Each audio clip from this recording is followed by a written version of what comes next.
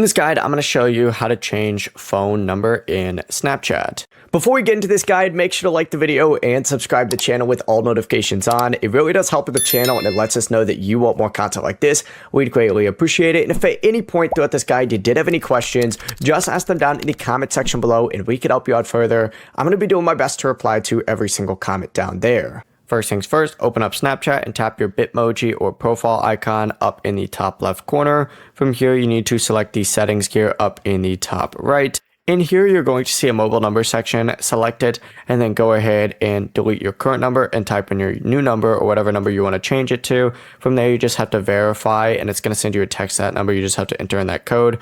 As soon as you do that, you're good to go. Your number will be changed on Snapchat. Before you leave this guide, make sure to like the video and subscribe to the channel with all notifications on. It really does help the channel and it lets us know that you want more content like this. We'd greatly appreciate it. And if at any point throughout this guide you did have any questions, once again, ask them down in the comment section below and we can help you out further. I'm going to be doing my best to reply to every single comment down there. Have a great rest of your day though. Peace.